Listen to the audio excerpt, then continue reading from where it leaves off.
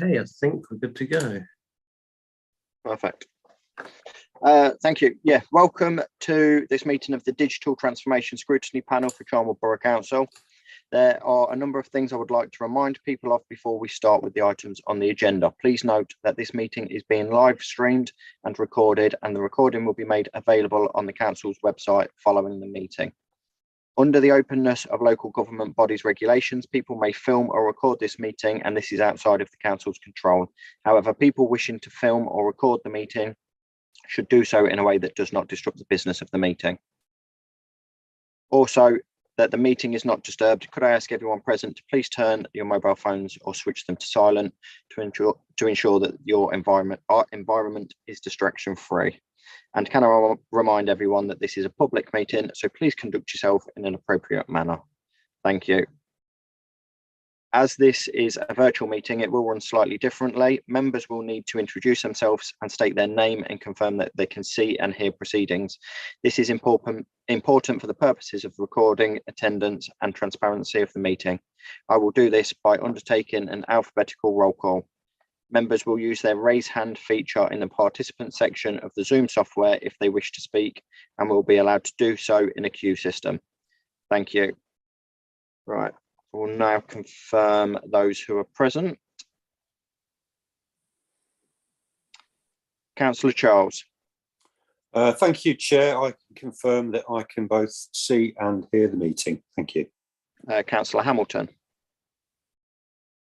Thank you, Chair. I can confirm I can both see and hear proceedings. I can't see Councillor Needham on this call. No, she's not here yet, Chair. Councillor Seaton. I can see and hear the proceedings. Thank you. And I can confirm I can see and hear the proceedings.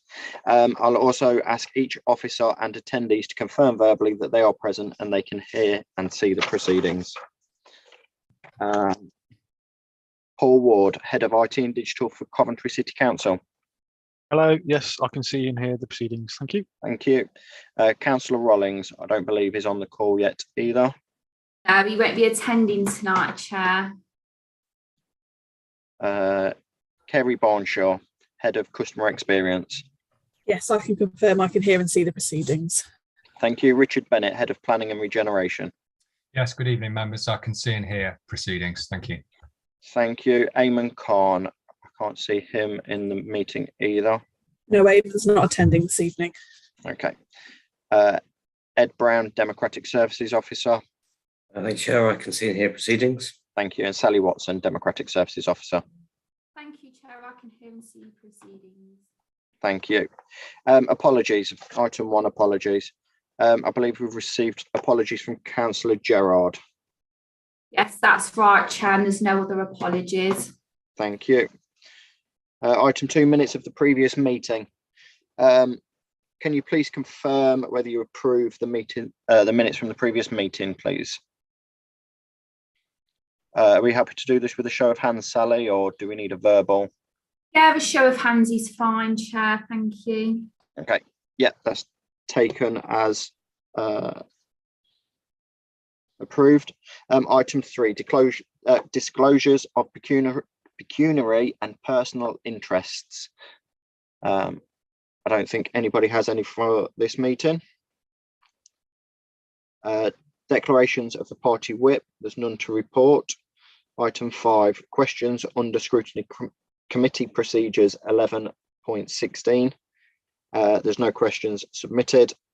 So then we're on to item 6, the scrutiny scoping document, which has been updated since our last meeting.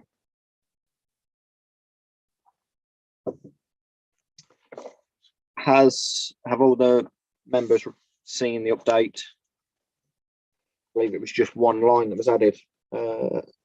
Sally, are you able to just direct us towards where that was in the key tasks?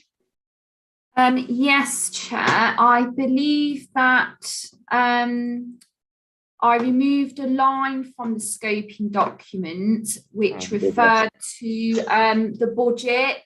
Yeah, costings. Yes, and I also added a line that reflected that the panel would look into the use of an app as well. So they're the two changes that were made. Perfect. Members happy to approve those changes? Yeah, they're noted. Thank you. Item 7, project update. So we're going to ask the members if they have any comments on the information provided and confirm your panel notes. So I will start with Councillor Seaton. Would you like to give us a... No, I'm on the wrong item. I'm taking this as a different item. Bear with me. Item 6, project updates. A report from the head of customer service. Did you want me to just come in and talk through? It was the report is the information that was requested at the last meeting. Did you just want me to talk through that, Councillor Brooks? Yeah, I've lost myself a little bit because I thought I've taken item 6 as item 8. So bear with me. Okay. So is this the report for the Mackenzie report? No, this is just a response to the actions from the last meeting that I had. So it was to provide some additional information. It does provide the McKinsey report as well, because that was requested because it's referenced in the customer service strategy. But these are just the responses to the actions from the last meeting.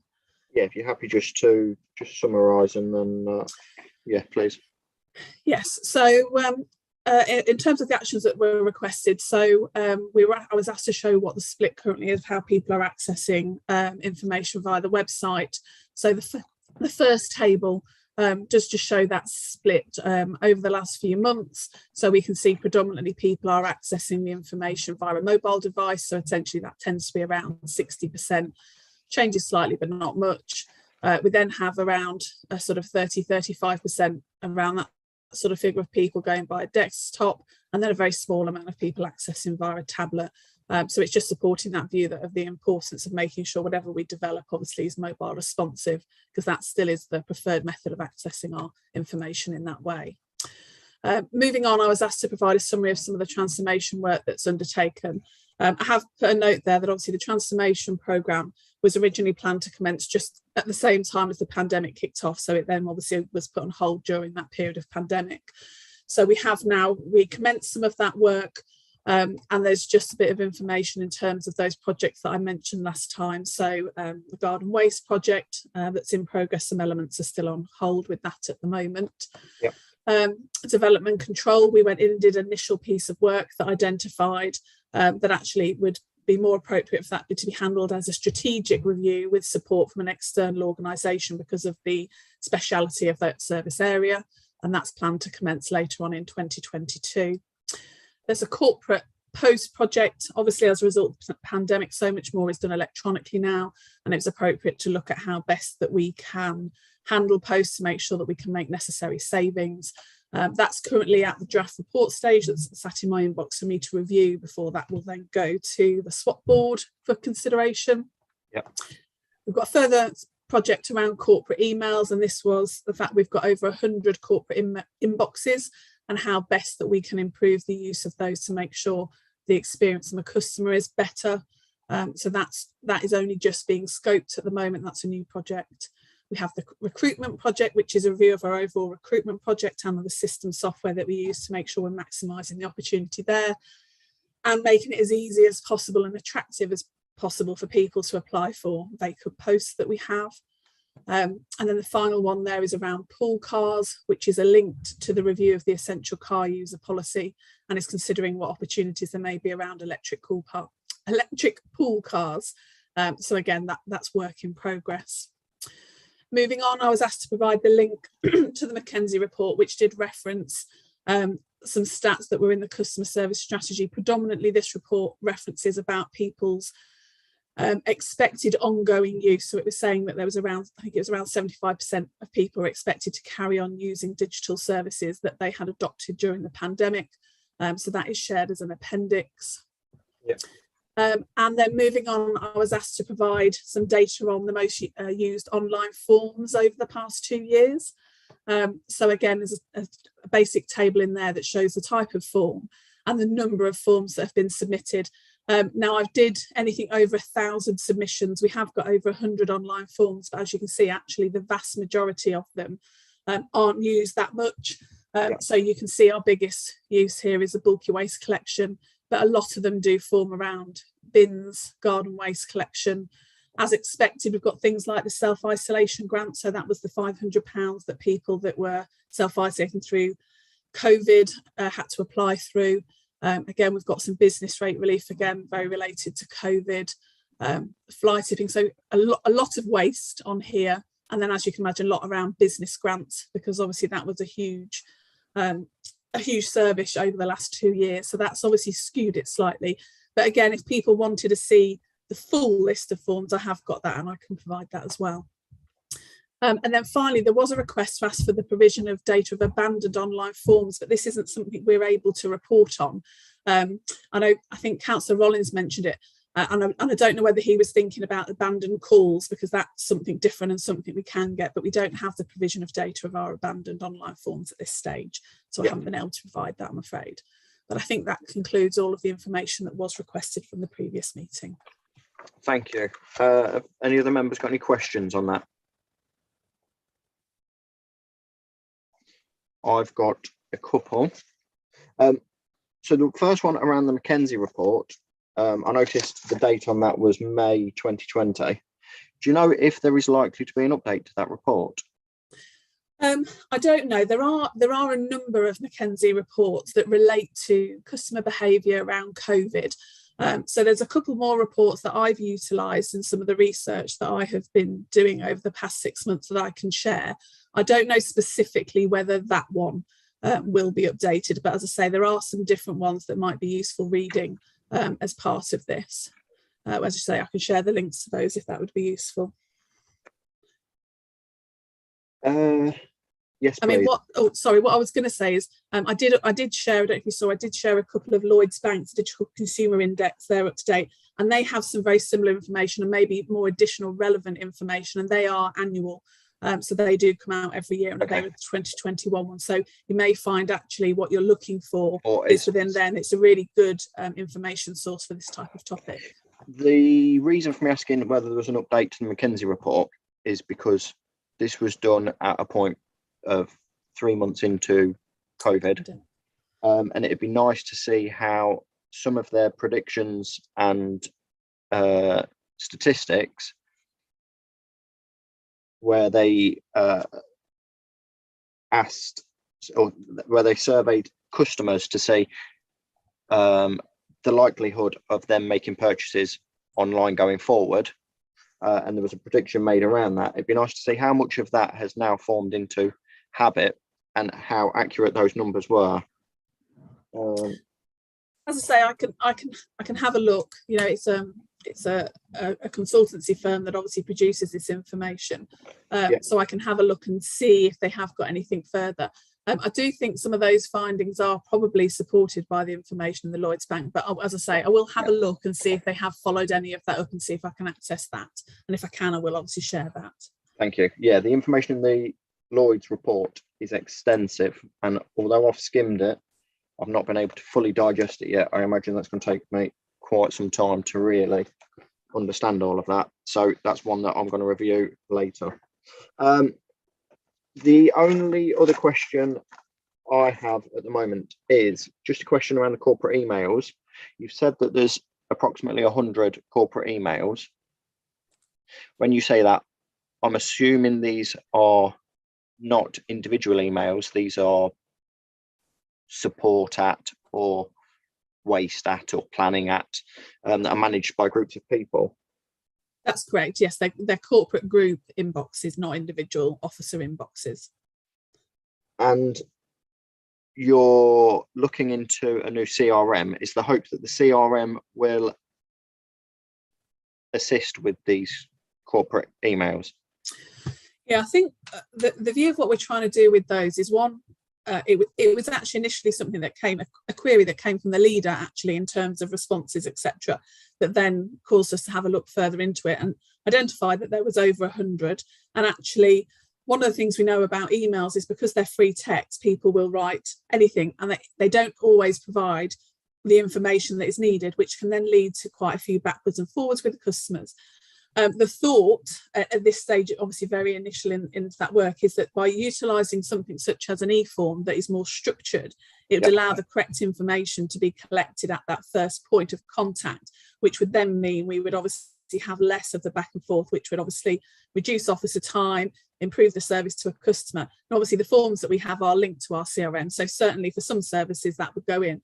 So it's likely the solution that we would utilise for that would be forms, which may then obviously be linked to whatever we procure in terms of our future CRM. At the moment, it would be, the plan would be to use our current form product in order to take that project forward at this stage. Thank you.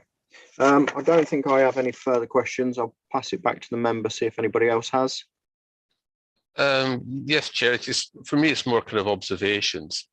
Yeah. Because it's quite a beefy kind of document you have to wade through. I mean, one of the things that struck me is the heavy use of mobile phones. It's how people seem to interact electronically these days, and that's a kind of a takeaway that we should be aware of. The second, when you're talking about the number of email boxes, it feels like it's crying out for some rationalisation. But I mean, it's inevitable. These things happen because, you know, a new thing comes along, you create a new box, you create a new box. So you have to inevitably have to stop every so often, revisit and reduce. So it seems to feel there's an exercise there. And the other thing is there is a big movement online that we have to be aware of. Oh, the other takeaway is even people that, I don't know if it was the Lloyds one, which don't regard themselves as being digitally literate, they still seem to be quite heavy mobile phone users. You know, they might instantly think, oh, they're thinking laptops or things like that, but they're still, I think, quite savvy with mobiles. And for me, that's a takeaway in terms of how people might wish to interact with services for Tamworth Borough Council. So those are the kind of lessons I kind of took off from that. But it was quite a substantial read with a lot of stats. So thanks for supplying that. Would anybody else like to ask a question? I've got one request, please, Kerry, just following that there was no provision on the data of abandoned online forms. So we've got the most used forms. Would it be possible to get a list of the least used forms? Yeah, do you want me just to provide the full data set with all the forms, and you've got the exact numbers for everything? And I can just, you know, put it in priority of, you know, these are the highest numbers and these are the bottom numbers, and you can actually see all of the different forms. Yeah, that would make sense. I'll share that. Thank you. Yeah, if there's nothing else, then I take that as we're happy to note this information. Well, I'll just make a comment if I can. Colin made a distinction between mobiles and desktops. Now, I would say I'm not IT savvy at all, but I get by. That's fine. But I'm all right with my mobile. Now, for some reason in my head, my mobile isn't like my laptop.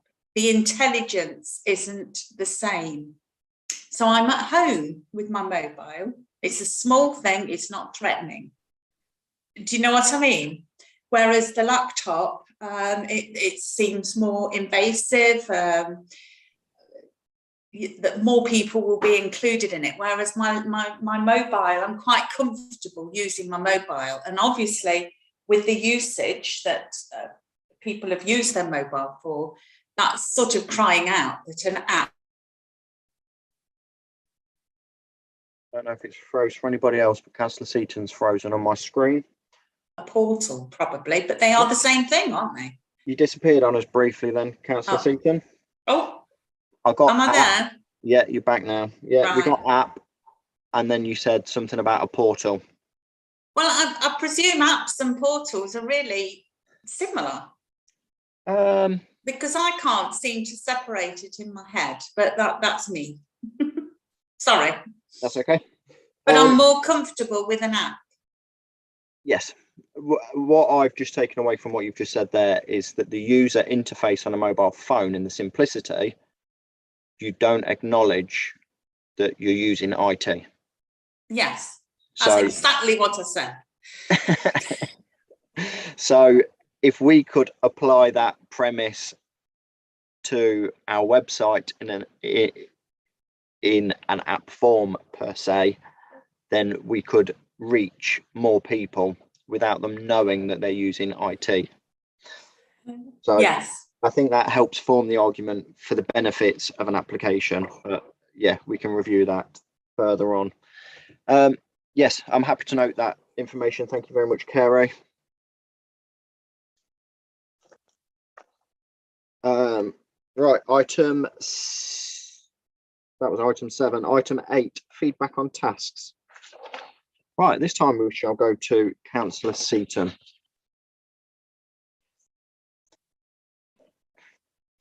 right. I've only been to 3 councils. I do apologise, but now I'm up and on 2 feet and moving fairly well, and can drive now. So my first day of driving, which is good.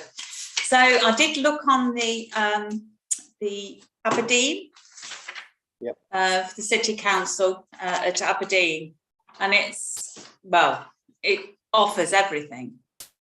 Some are portals, some have apps, but they're all separate. That's what I gathered on there. So you've got them in sections of benefits and advice, bins and recycling, but they're all quite separated, as in portals and apps. Hull, as I said, I went online today. Well, I rang them up and spoke to them, but they just redirected, because I don't necessarily know what I'm talking about. So they just redirect you to the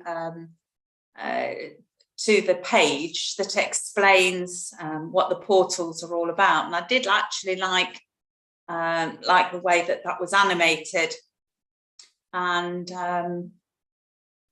how easy it was to log on and do something. How it appeared, how easy it was. And that appeals to somebody like me. But that's it so far. Okay. Were you able to find out from any of the councils whether they had much success in their sign-up rate? Did you manage to speak to anybody and establish if they've got a high percentage or a low percentage take-up of people actually sign up and create accounts? No, but the impression I got from Hull was that it was a very good asset for them. Okay. That they were having a lot of buy-in. So, as I say, the 10,000 residents were on the housing portal. But the question I didn't ask was, how many residents are there altogether? So I know how many are on the portal, but I don't know how many it's out of, which was silly of me, really. But they did say that the take-up was good, and they're pleased in how it's progressing. Okay. Thank you.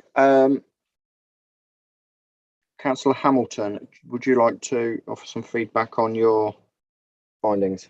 Yeah. Sorry, I've just seen Carrie's put her hand up, so I don't know if she wants to come in now. Apologies, Kerry. Yeah, Kerry.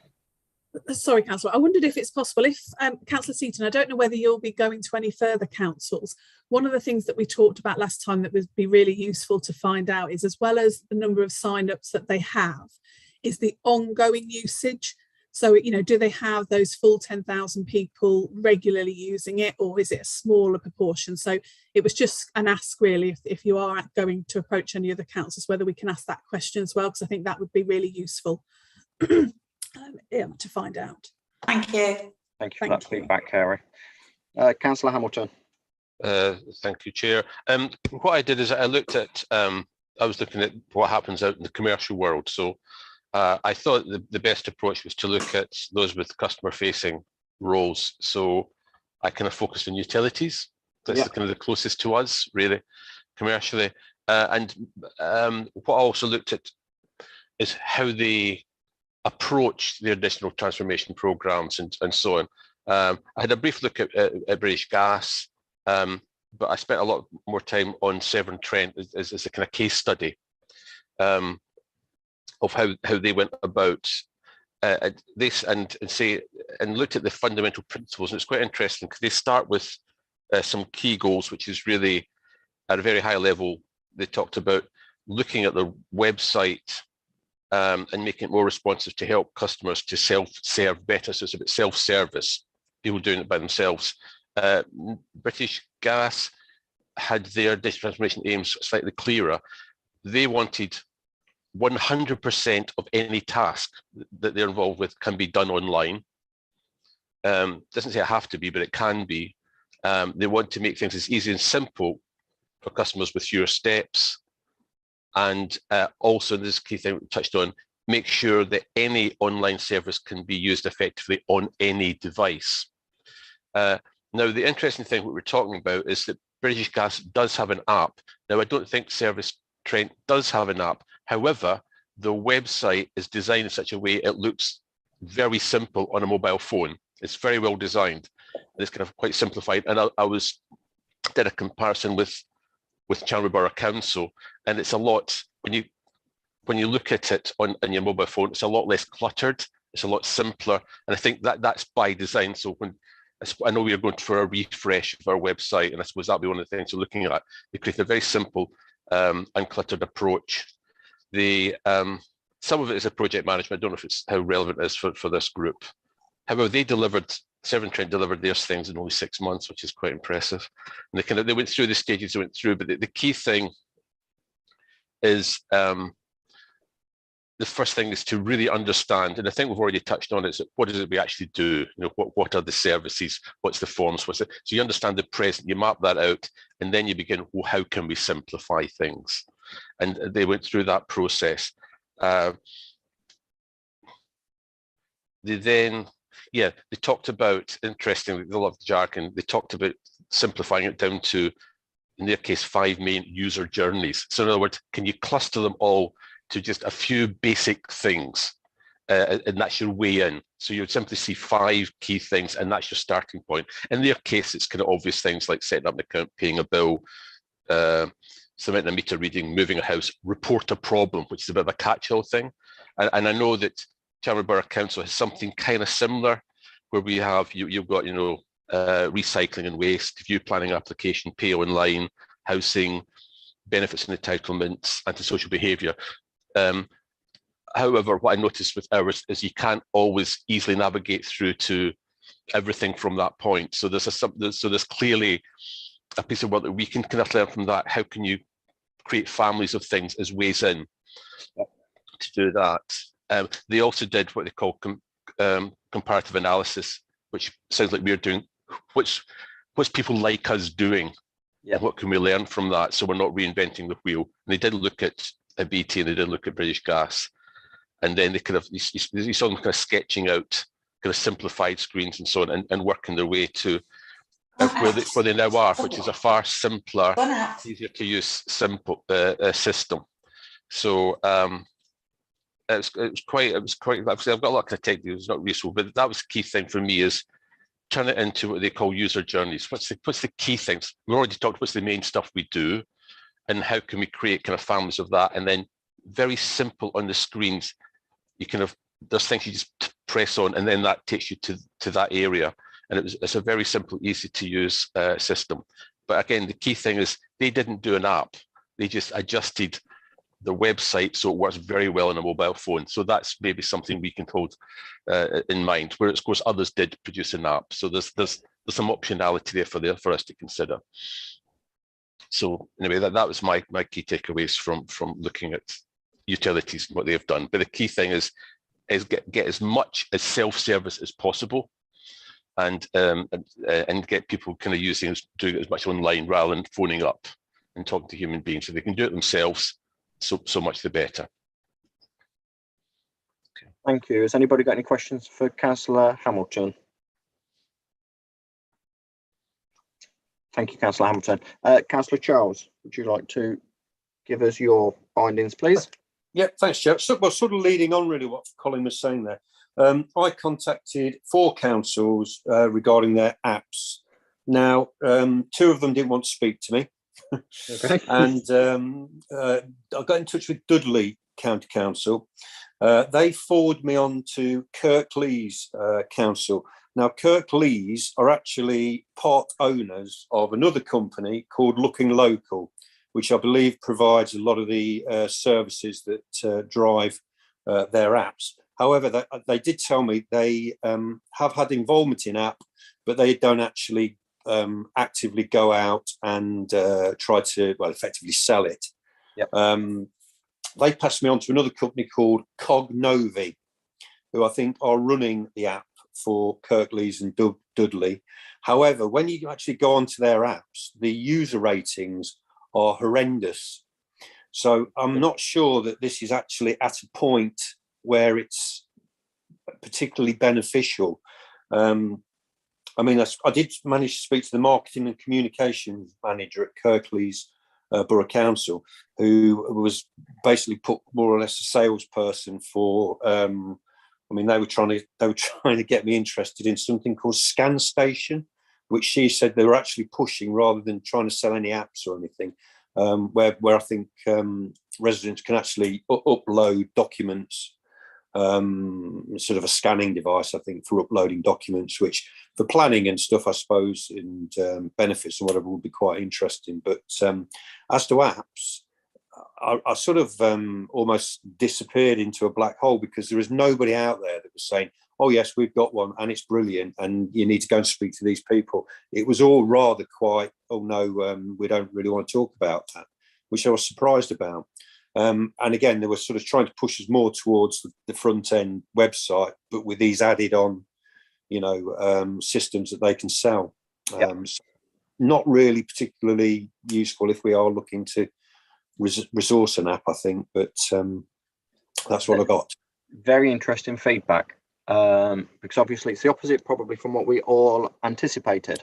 Yeah, I was quite shocked, actually. I thought it was, they'd all be saying, oh, yes, aren't they brilliant for getting loads of you? No, not at all. It was really, if anything, it was negative. It was, we're not quite there, or, you need to speak to somebody else. It was really like drawing teeth.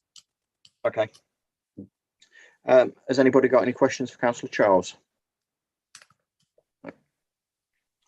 Thank you. Do we just note all of this information for now, Sally, and then we can discuss it later in the meeting when we develop a bit more of an action plan? Yeah, that's right, Chair. If we just want to keep the information that we've just heard in mind as we go through the meetings, but yes, we're okay to move on now. I think probably what we can take from that is what Colin said, making it online look more like an app. Making it simple, so less is more kind of thing. Yeah. Thank you. So we'll now move on to item 9, Digital Coventry. So I'll now introduce Paul Ward, the Head of IT and Digital at Coventry City Council. Hello. Hello, Paul. So hi everyone. Thank you for inviting me. I have to say, really interested in the conversation you've just had. If I would just start with a little bit of a background to me, perhaps that might be helpful. So I've been with Coventry Council 21 years. I know I don't look old enough. I'll get that in there straight away. But I started as a admin apprentice 21 years ago, and then my role has been one of software development and then working through the organisation to be the head of service. I also, as a slight personal point, I lived in Ashby-de-la-Zouch for a few years and commuted to Coventry, so I know Charnwood and Charnwood's areas quite well. Spent a lot of time in Loughborough, shopping. It's a lovely part of the world, and also lived in Kegworth a bit as well, randomly. So yeah, I've not lived in Charnwood, but I've lived around Charnwood. So a big part of my software development life in Coventry was around CRM. So there was an e-government initiative in 2005 which Kerry probably knows a lot about. We've all got scars from that. And where every local authority was given money to introduce CRMs. And my software development career almost started in 2005. So I've been very close to our CRM journey within Coventry. IT in Coventry is in-house. It wasn't when I joined the organisation, but I've always been part of the organisation in an IT role. So we were outsourced, IT was outsourced. I've always been a City Council employee. But IT was outsourced to Serco from 1999, I want to say, through to 2010, where we came back in-house. Now we're a full in-house team. Coventry as a city, if you've looked at the digital Coventry document, although that it is a relatively old document now, we wrote that in 2017. And I'll come on to that in a mo. But we're depending on the metric you read, we're the 11th or 13th largest city in the country, tracking to have 400,000 residents. We've got a very young population because we've got 2 universities. So we've got Coventry University and Warwick University within the city boundaries. We, as a city council organisation, we have got 5,500 employees. From just to tie it to your previous items, we run about 700 services within City Council, and we've got about 600 and something forms on our website. We use a product called Granicus or FirmStep forms. It's pretty popular in the local government market. And again, I appreciate I don't want to go step too far out of my lane in terms of why I'm here, but just a piece of information that you did ask for as part of the previous item. We've got 182,000 people signed up to my account, which is our online portal. And I'm just trying to find, if I can find it, what our form usage is like in terms of the number of forms that get submitted as well. So we've got it's my account, which links to our CRM, which is a FirmStep product, or Granicus, product now. So yeah, we've got 182,000. This was about 6 months ago, so that's probably gone up since then.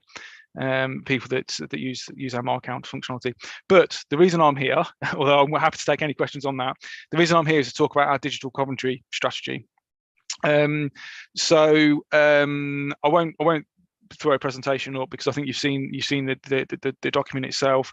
But in 2017, we wrote our digital Coventry strategy, and now this is separate to our IT strategy. Our IT strategy focuses purely internally within our organisation, so the laptops we use, the systems we use, the servers we use, the stuff that I find interesting that perhaps other people won't, in terms of what happens behind the scenes from an IT point of view, all that sort of stuff, all that good stuff that is, is essential to the running organisation, has been for the last 2 years. But we recognise that, from a digital within our city, as in, what people touch and feel in our city and wider region, it kind of needed perhaps a little bit more strategic drive and vision. So that's where we created our digital Coventry strategy. As I say, it does need a refresh now because it's written in 2017. But the 4 themes that kind of came out of that when we did the research around, having a digital strategy to start with, one was digital place, so making sure that the relevant digital infrastructure is in the place. So that's mobile phone. Making sure that we're encouraging mobile phone mobile network operators to come to the region to make sure Coventry is well provided by mobile phone. So it would have been 3G and 4G when we wrote this, but now it's 5G. Fibre, making sure that that everyone has access to the best internet connections that they can. Again, that's been critical over the last 2 years in terms of people living during the pandemic. Coventry is now the second best connected city in the country. We have 98% of our properties have access to, I think it's about 96% of our properties have access to full fibre internet. Now, Coventry as a city is geographically, it's rather uninteresting. The city itself is very interesting, and I strongly recommend you come to visit. But it's 10 miles wide by 10 miles high. We don't have a great deal of rural areas, which Charnwood does. In terms of loads of green space between properties and those sorts of things. So we have kind of done a lot of work around our fibre infrastructure, and that is kind of paying dividends now for some of the work that we're doing on top of that. That leads into a digital communities theme. So actually helping our communities to, and again, this was written, way before we even kind of knew what a pandemic was, but helping our communities help themselves. All local authorities are under a great deal of financial pressure, have been for quite some time. So actually, what can we do using digital to help communities to solve some of those perhaps wicked issues that there might be in those certain areas, to bring that sense of community more? And actually, again, since 2017, you've probably got in Charnwood, you've probably got a lot of Facebook groups, the natural Facebook groups. As ward councillors, you probably know the Facebook groups that are active in your wards. So there's almost like a natural sense of community that's built on digital platforms now. So our kind of digital, Coventry is about how do we almost capitalise on that, and help to make sure that people can work in a digital world in terms of and operate in a digital world.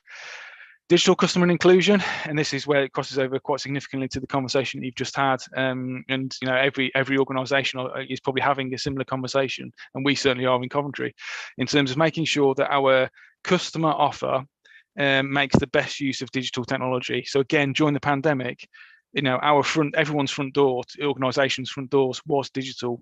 So if organisations that didn't have a strong digital front door really suffered, and no one should necessarily feel bad about that, because even the really big players got this wrong.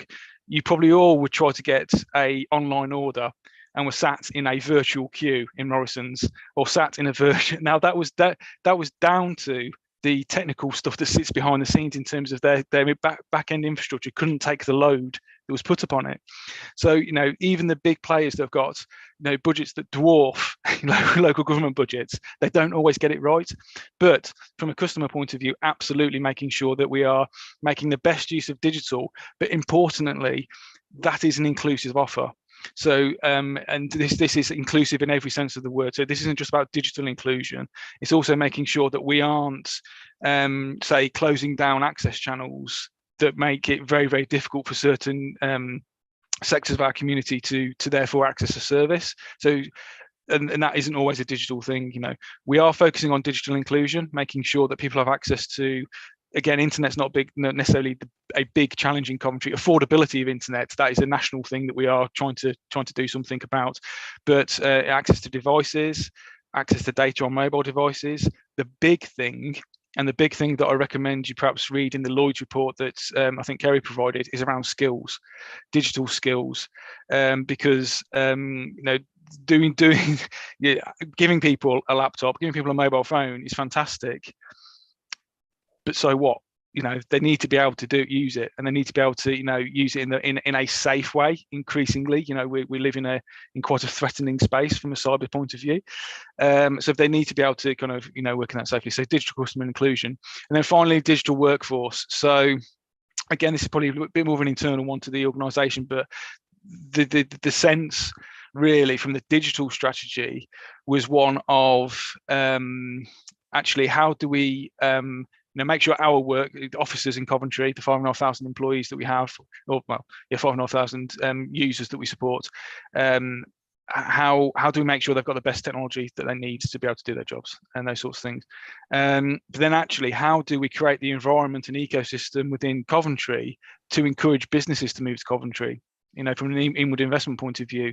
And that's, part of that is about the provision of decent office buildings. Part of that is the provision of decent internet connections when they come to work in Coventry, decent housing stock, all those sorts of things. I'll get into an economic development spin here, but from a digital workforce point of view. So that's from a digital commentary strategy point of view.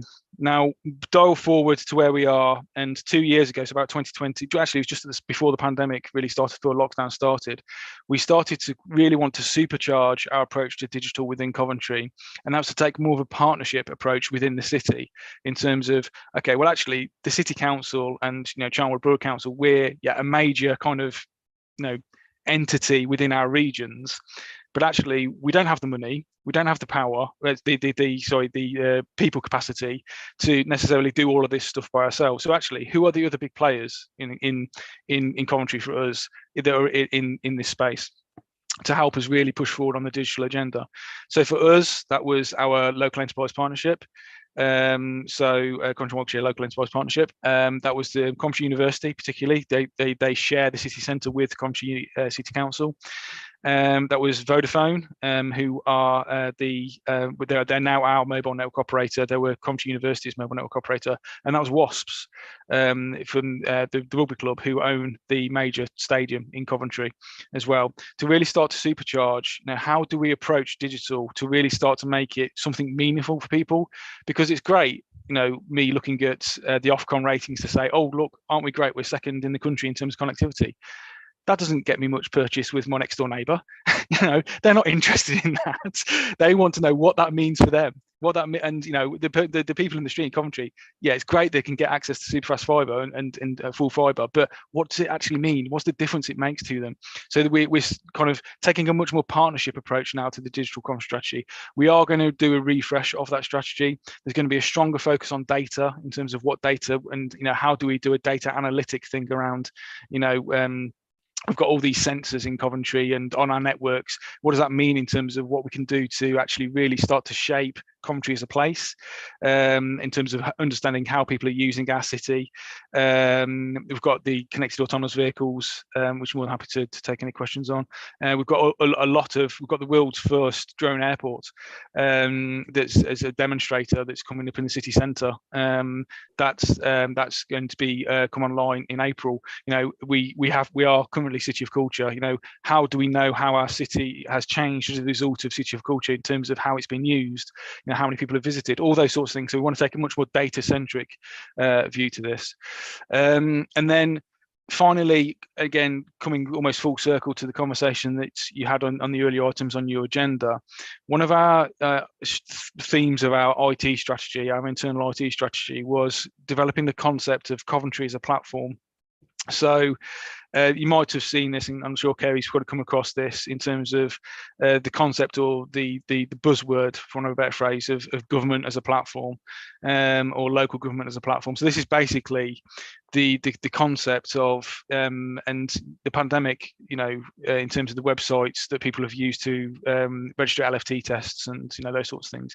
The government services, they all have a common look and feel. Or the ones that have been, the DVLA is an example of that in terms of taxing your car. Phenomenally easy now, much easier than it used to be. But it's a very common look and feel to when you do that, as to when you register an LFT test, as to when you renew your passport. So the whole concept of Coventry as a platform is, let's make things as easy as possible for our customers online. Let's streamline it, hide all the complexity from our customers, because from my 2 pence worth in terms of apps and websites is, personally, I'm not a big fan of mobile apps. It's probably a personal hang-up of mine, because being a software developer, they're a nightmare. But if you have, and it comes back to Councillor Seaton's comment about the difference between laptops and mobiles, and I think Councillor Hamilton also mentioned this in terms of his review of his tasks. If you've got a streamlined, decent experience on your website that is what's called responsive, so it scales onto a mobile phone, then that, in my view, is as good as an app. And it also means, from a behind the scenes point of view, you just have one set of forms, you have one set of information that needs to be updated. If you have an app, then you have to update it in the app, and you have to update it on the website. There are things that you can do to synchronize those two things, but my view is, if you think about it web first, but with the mindset that actually most people will be looking at from a mobile phone. So let's not ask 50 million questions when we're asking people to report a pothole. let's really streamline this from a service design point of view in terms of what's the bare minimum that we need as an organization to get the information from the customer. That will almost certainly work on a mobile phone. And if you streamline your processes, then I think across your website, you'll naturally get that app feel once you, if your website is designed in such a way for it to be responsive on a mobile phone. So we're just about to embark on a big program called Coventry Connects, which is our next iteration of our CRM journey. We've been on quite a few since 2005, and we've been through quite a few CRMs since 2005. So we haven't cracked it. I don't think any local government organisation has cracked it in terms from a CRM point of view. And that's largely down to the complexity of local government in terms of the number of services that we provide. Whereas, Morrison's, it provides groceries. That's their service line. Whereas we provide things from social care through to refuse. It's a different world. So it's an exciting journey to be on. I was really interested in the conversation you had to this date, but happy to answer any questions in terms of, because it's a journey that we're on. We don't say we've completed digital. Absolutely no sense of that at all. But we're really excited to be on the journey, and we're really proud of what we've done, and we're really excited in terms of where we're going to try and push things to in the future as well. Thank you very much, Paul. Yeah, your passion for it certainly comes through.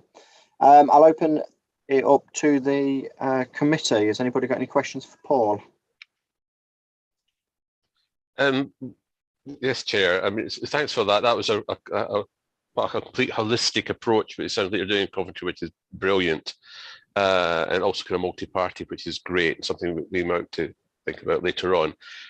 Thinking about Charnwood, because you're talking about Coventry, it's a city. You've got high fibre.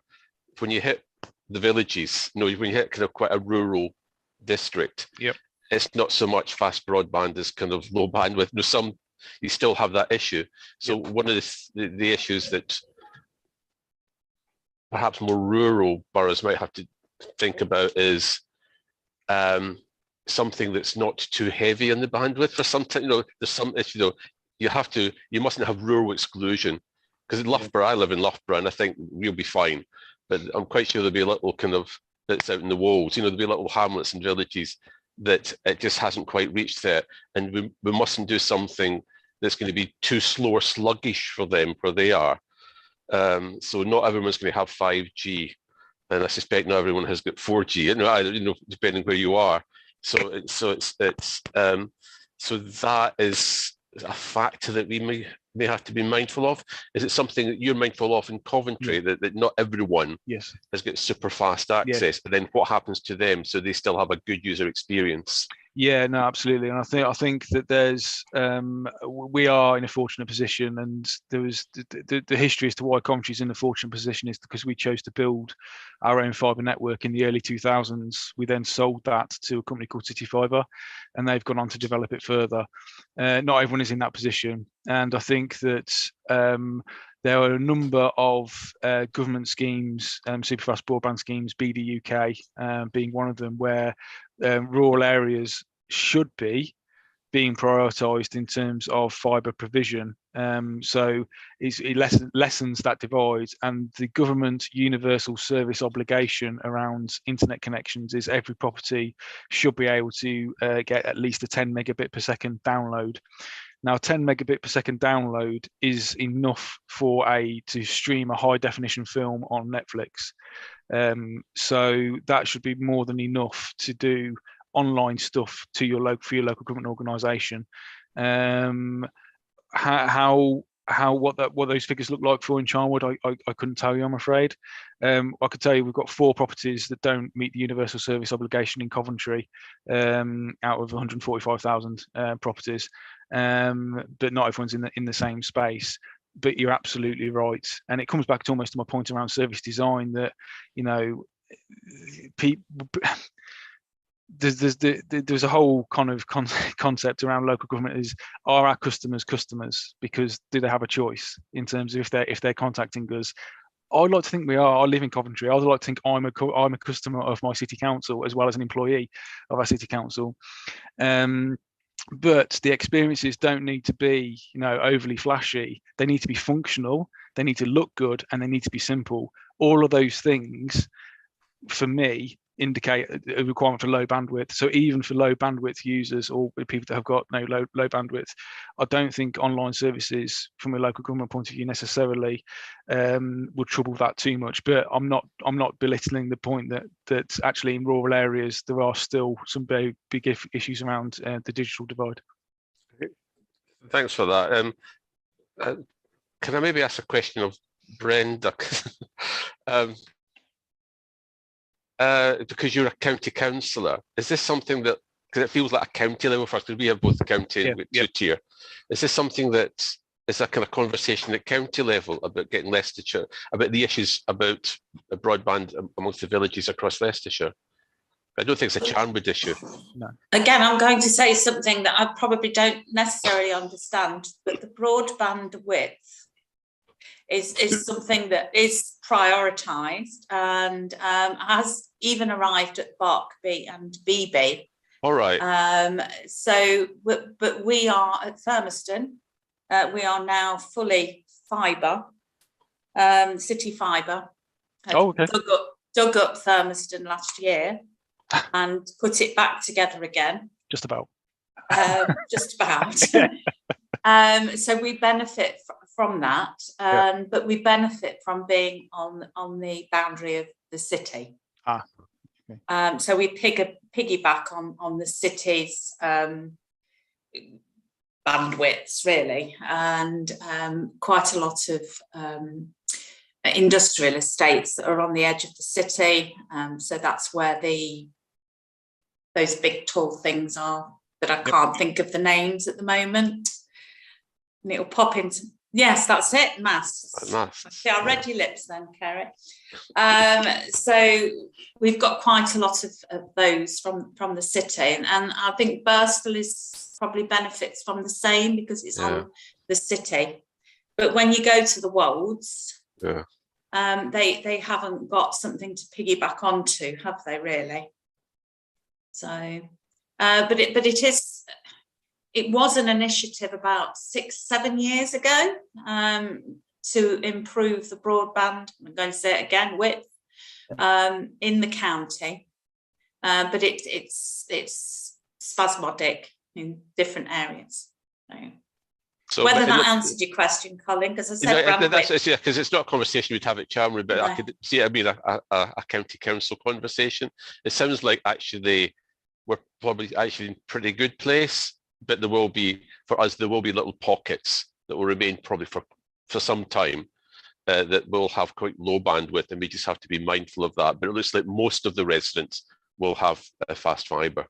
But we also need to be mindful that unlike Coventry, we're not offering everything that Coventry City holds. They're offering what Leicester City holds. But because we're Charnwood, there's a lot of those services, social services, etc. Mind you, they still come through us, don't they, Kerry? For the occupational therapists and stuff like that, and early help. So it is something probably to build on. If it's not too cheeky, I'm going to drop something in the chat. So it's when Councillor Seaton was talking, I remember I was driving through Leicestershire the other day, and I saw on one of their cabinets they have a super fast Leicestershire programme. So there's actually a map that I'm looking at now that you can see how covered Charnwood is in terms of their super fast fibre rollout, because you are right, it is dealt with at a county level from a kind of a shire point of view. We were originally part of our a super fast Warwickshire scheme, but because of our fibre position, we didn't take that forward. But it's definitely worth checking out the link I've just dropped into the chat around super fast Leicestershire, because that will give you the most up-to-date information that anybody has in terms of who's provided, who's served, they call it, in terms of that. Now that means that fibre is in the area. It doesn't necessarily mean people are using it, but it's available. Yeah, I'm on that map now, and it is it's interesting. Terry, would you like to come in? Yeah, if I may. Yeah, I was just going to mention there about the Superfast Leicestershire programme, so thank you for that, Paul. The other thing that, again, the group might like me to share with them, it is a report that I think has been shared with members before, but back in early 2020, just as the pandemic hit, we worked with a company called Citizens Online and did do a digital skills gap analysis report of Charnwood. And obviously what that does is highlights the areas of highest risk of digital skills exclusion. And it does identify things such as that. So where we have got issues with connectivity, where we've got issues with people's level of skills and other contributing factors. So for example, we know that people that may be in receipt of benefits may make up a high proportion of people that aren't interacting digitally with us. So that report has got an awful lot of information and breaks it down at ward level to where some of those risks are. And there is an action plan within there that has been then transferred into our customer service strategy. So that does cover some of the things that Paul was talking about, it's certainly not just about, building something amazing and switching it on. It's about making sure that those people that don't necessarily have the digital skills or capability, that actually we focus on how we can increase that, because there's so many additional benefits to people getting online that are not just about them accessing our services that help with social inclusion, improving their quality of life. And again, that's not something we can do on our own. It's not just Charnwood's responsibility, but in there it talks about building a digital network and improving our digital champions across the borough. So it's got, there's quite a lot of information in there. As I say, it folds over into our strategies. So again, it might be worth me sharing that with the group. Appreciate it's a bit more reading, but that is specific to Charnwood and some of the challenges that we face actually within our borough specifically. So yeah, I think that'd be very useful. I'll share that. Thank you very much, Cara. Councillor Charles. Thanks, Chair. Paul, if I may, I think we were discussing last week the uptake of the front end portal, and I was just going to ask you what sort of any suggestions you have there that we might want to use, and also how do you sort of actively retain your customers or clients? Thank you. So, yeah. Again, it comes back to my point about whether customers are customers in terms of can you incentivize people in the same way that kind of private sector customers, the companies might be able to. There is a big element of channel shift, and I'm sure you've heard the stats about and it is just the right thing to do in terms of using digital as your front door. It's a lot cheaper to serve than telephone calls. You have to be quite brave and do a lot of your homework before you start turning off access channels. So if you wanted to drive uptake to your portal, you could make it the only way that you can access that service. And you have to be quite brave, and you have to go through a lot of the stuff that I think Kerry's just alluded to, in terms of it's not just about turning something shiny on and then go, there you go, and then turning off everything else, because you'll be leaving people behind. You need to make it naturally, online services are a lot more convenient for me. When I much prefer to do online chats, because I can be getting on with something rather than on the phone. My doctors now, all that sort of stuff. It's the world we live in. So I think people naturally are shifting to that. But again, with people that generally access council services, they perhaps might be of an older generation. They might not, then online might not be their natural go-to. So there isn't actually a silver bullet to this, in terms of the things to do is to make sure that when someone uses the online channel or the online portal, that it is the best experience it can be, and ultimately the stuff gets solved and people know they're updated. I think a lot of traffic to contact centres for local government are people probably chasing updates on, what's happened with my missed bin, what's happened with the pothole, what's going on with that tree that's fallen down. There's a lot of follow-up information there, or avoidable contact, that I think you can do. So for me, there's this multifaceted approach, and Kerry's probably more qualified than I am, coming from customer services, to talk about this. But in terms of reducing your other access channels to make it to filter people through the channel you want them to use, obviously promoting it massively in terms of it's a 24/7 service if you go online, whereas it's 9 to 5 if you ring. But making sure that it actually, when people go online, they get the service they want. You know, it's comparable with others, even though we don't have the same budgets as others, but the stuff gets solved, and people are kept up to date. I think that's for me are the two fundamentals, to be honest. Do you find you get a lot of people registering using this service, like you say, for instance, the bin's not been emptied, sort that out, and then that's it? Or do you get sort of quite a bit of return use? Frequent flyers. Unfortunately, I don't have the stats. I could get the stats in terms of, you know, the number of requests that people made. I mean, one of the early things that Coventry did during the pandemic was that we opened up our waste to energy plant, or tip, if you're a normal person like me that calls it the tip. We opened up our tip and book it, but you had to go bookings. It was bookings only. That sort of massively increased the people going to our online service, because you sign up for my account and then you book to go to the tip. You know, so I think we've got a lot of frequent flyers there. I don't have the information off the top of my head, unfortunately, in terms of how many people come back, but you know, 182,000 my accounts. How many of those are active? How many of those are just signed up so they can see the council tax bill, and that's all they do all year? You know, personally, I'll get my council tax online, obviously, and I book to go to the tip. That's pretty much it from my point of view in terms of the services I consume. So, are you able to sort of drive any income out of the site? You know, I don't know, by directing people to, you know, green waste or you know, guarding bins or anything like that? You know, is there any sort of, not advertising as such, but any ways of actually getting a financial benefit from it? Yeah, so from a waste point of view, people don't have to pay for garden waste in Coventry. So there's not actually any kind of income generation there. But there would absolutely be the opportunity to do that in terms of upsell services. I think that's definitely something that you see people like everyone else does it online. So, you know, try to upsell other services. So, you know, if you're on the website searching for something, you know, actually let's upsell our park service, let's upsell our other leisure centres and those sorts of things. So I think there's absolutely the opportunity to do that. It comes back to some of the core principles of customer relationship management, though, in terms of understanding your customers more. Thank you very much. Thank you. I've got a couple of questions. So what services do you offer through the My account? And so you mentioned to use the tip you had to book an appointment. Yep.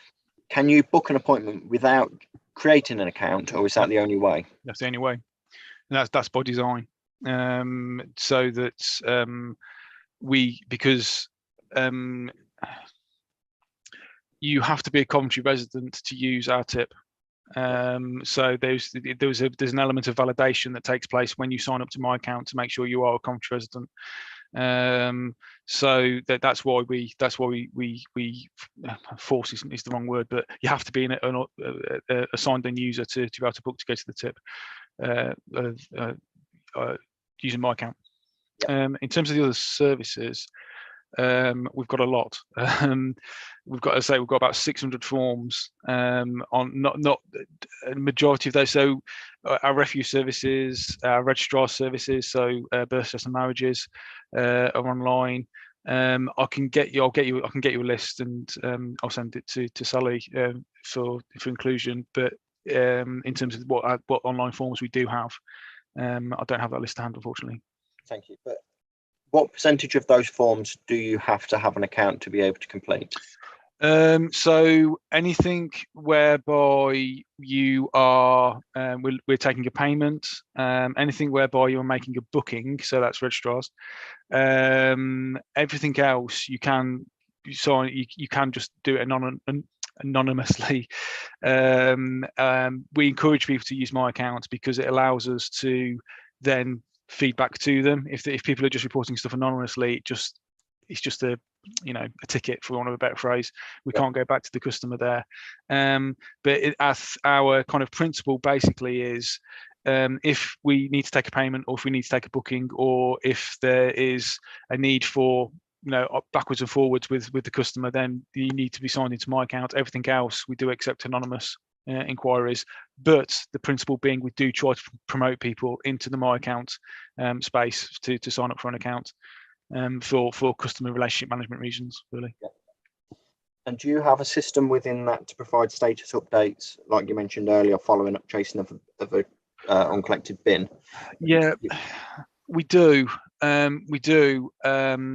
how well that is used, because this is where you need to take a whole system approach to service design. So get someone logging something into this front end and customer services managing it, that almost invariably will get passed to a service delivery team to provide, or using old terminology, a back office team to provide. If the back office don't update the system, then that won't pass through to the front office to then provide that to the customer. So that's where service design is so important, that actually I think the comment was made about user journeys earlier, but that is really quite important to actually make sure that the whole life cycle of a case is managed, in terms of, okay, it's not just about someone going out and collecting the bin. Actually, they need to tell someone they've gone and collected the bin, so they need to update a system. So the technology is there for us to do that, and in certain areas it does work well. So our registrar service is completely managed within our kind of CRM solution, so that the status updates happen naturally just by people doing their job, and that's what we're trying to do across all of the services as well. And you made a big point of talking about the CRM, because I'm assuming a lot of this is all fed back and connected to your CRM to aid double keying and making it more autonomous. How have you been able to achieve seamless? I'm assuming it's seamless, but how have you managed to get that to integrate efficiently? I had hair when I started working with CRMs. That is a perennial challenge. I mean, as an organisation, we have 300 back office systems, so we've chosen to integrate to the big ones. So Revs and Bens obviously is a big one for us. We actually decided, because of the complexities around the integration, we actually decided to use we integrate at a data level, in terms of you can sign into My Account and see what your council tax balance and those sorts of things are. But any kind of stuff that needs to happen with council tax, then we're looking to basically create what's called single sign-on. So you use your My Account login, but it takes you through to the council tax portal itself. So there's an integration of sorts, but it's not a true technical integration. Where possible, we're trying to move services to be fully end-to-end, almost in our CRM. So where it's our kind of report it services, so things like fly tipping and stuff like that, then actually we manage that whole process, the whole case within our CRM solution. So the back office team get the form in our CRM system, and they complete it in our CRM system. Where we do integrate to back office systems, then there's a load of technical stuff that sits in the middle of that, in terms of middleware and integration components that can pass information between the two. Like with all mechanical things, the more moving parts that you get into the machine, the harder it becomes to kind of manage and maintain. But we absolutely try to move away from forms that are just fire and forget. So what I mean by that is, someone just puts something in a form, and it just fires an email to somebody.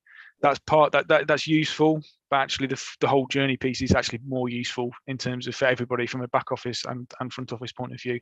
But again, there's no silver bullet to that, and a lot of that is down to the landscape of systems within local government, in terms of the quality of integrations that they offer, and not all systems are equal. I think I'll say. Yeah. So you mentioned that you have all of your IT in-house. Yep. To what extent is that? Does that include website, servers? Yep. To what extent is that?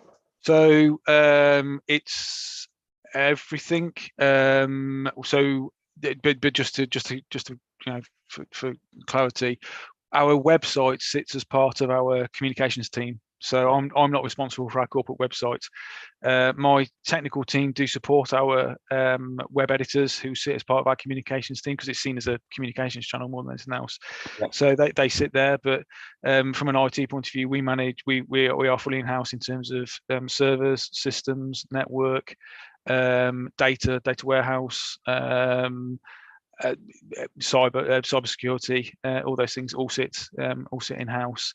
The one thing that doesn't sit with IT, or sorry, another thing that doesn't sit with IT is that we don't have things like business analysts. They sit as part of our transformation team, and I work very closely with our head of customer services, Adrienne Bellingerry, who's our head of customer services as well, and she doesn't sit as part of it. We're both heads of service basically.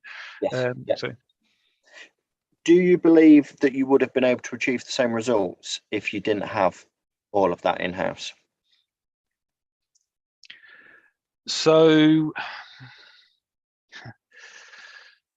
the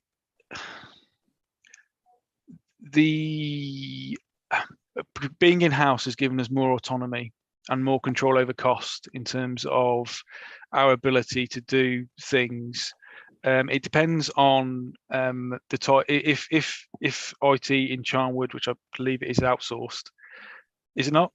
Okay. Partly. Okay. So it very much depends on the type of provision contract that you have, in terms of the partnership agreement that you have with the outsourced provider, in terms of how well that works and how in sync they are with your corporate strategy.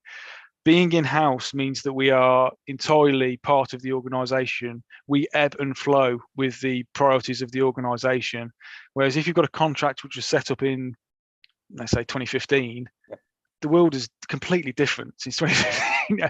How it's very difficult for a commercial contract to ebb and flow in the same way. It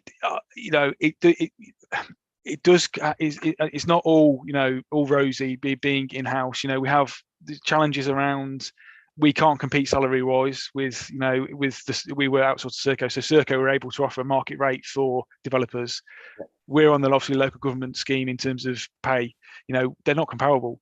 So we do other things around the other benefits of working for a local government organisation. So for me, I think, I would say this, I'm the head of service. I think it works very, very well being in-house and being entirely in-house, because it allows you to, just be that more responsive to the needs of the organisation. Obviously, that does mean that there's a lot of onus on me in terms of, if there's a cyber attack, if there's, all these sorts of things. We're not looking left or right to say who can deal with that. It's like, well, it's all on us internally. But actually, that's still something that I personally think we can manage that risk better as well by being in-house. So yeah, it's not a one size fits all. It's very, very specific to the organisation.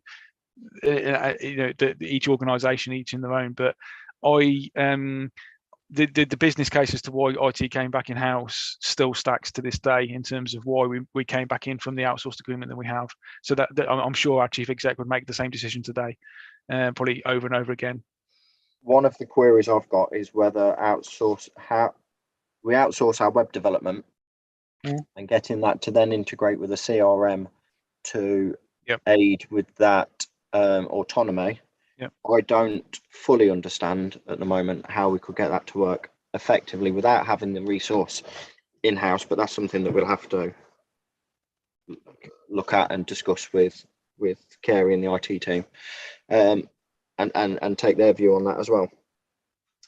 I've got a very overarching high-level question that I'm hoping you might. So, what lessons did you learn along the way which would have altered how you'd done things in the first place? Were there any pitfalls that you wish if I'd have only known that now, I wouldn't have? From a overall digital commentary or CRM point of view, or both? Both, please, just to make it as wide as possible.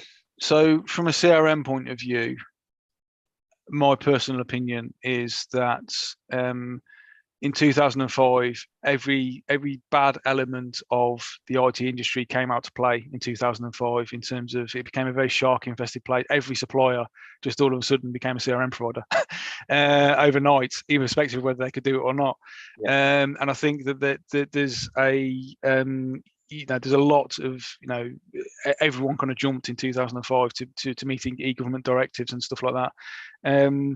I think that I think the journey that we've been on, has been quite painful at times in terms of some of the supplier market. I think maybe, doing more work, understanding our kind of supplier ecosystem a little bit more probably would have been, beneficial in years gone by.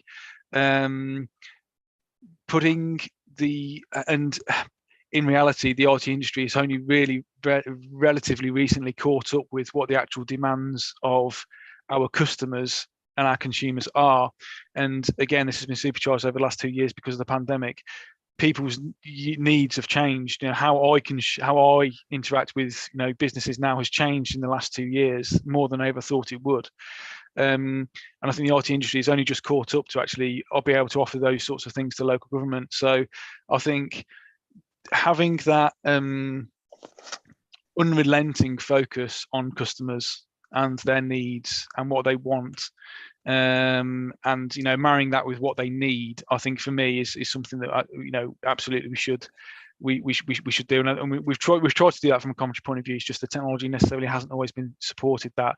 And also the other thing I would say is from a CRM point of view, data, don't underestimate the pain of data quality, and how many times we get people to say that's a date of birth field, not a date of death field, those sorts of things, and you can't die before you're born. Those sorts of things, really hammering in data quality to our user base. From a digital point of view, I think that it kind of, I think we've reaped a lot of success from our partnership with City Fibre, and I think that if we had a time again, I'd probably want to try to get almost replicate that partnership with other types of providers as well, not in the fibre space, but in the mobile space, or in the other digital space, because I think that local government can't be an island in this, and I think we certainly don't have the resource to do that anyway from a financial point of view. So I think that bringing partners more on board quicker is where I would take this. And I'm not talking about necessarily outsourced arrangements. I'm talking about, and actually, let's do this for the common good of Charnwood, or let's do this for the common good of Coventry. Actually, there's something in it for all of us by doing this. I'm not necessarily coming at it purely from a an outsourcing or smart sourcing point of view. It's just let's get our partners more on board quicker, I think is probably where I'd be. Yeah, thank you for that. I think that really concludes my questions. I don't know if anybody else on the committee's got any further questions. No. In that case, thank you, Paul, for your time and your expertise. It's been very much appreciated. No problem. If there's any follow-up needed, I'm more than happy to come back again if needs be. But I'll send the information to Sally, and good luck. It's an exciting journey for everybody to be on. Fantastic. Thank you very much. Cheers, thank you. Feel free to leave if you wish. Item 10. I know we were waiting on Councillor. Help me, Sally. I've had a mind blank. Councillor. I think Councillor Seaton had a few questions for the on planning applications. I think there were some issues relating to some planning applications that residents had looked at online. Were we waiting for the lead member for planning? No, Richard's here to answer questions on the planning applications. Thank you. Councillor well, I don't know how we start this item because we've got no report or nothing to note. Richard Bennett, do you have any comments to kick off with in the way that the planning portal operates on the website? Yes, Chair, and good evening, members. I'm not sure I can dazzle you as much as the previous speaker talking about what was happening at Coventry. It all sounds very, very interesting and illuminating. But I thought, if I may, can I share my screen with you to show you the current Planning Explorer portal? Would that be helpful? And just take you through Yes, a few points. You can dazzle us with the amendments to Part L, though, can't you? No. Let me just see if I can share my screen. It's a while since I've done that in Zoom. Let's just see if it works. Could create a disturbance in the force. Who knows? Let's see. I've pressed the button. Do I need to be given permission, Sally, or anything? I think I've given permission. Here we go. Right. Screen one. Could be that one. Share. Okay. Right. Okay. Not Can come you through just yet? No. Can you see that now? Yes, we can. Right. So what I've shown you here is the landing page for searching for planning applications. This is accessed off our web page. The planning pages on the council's website.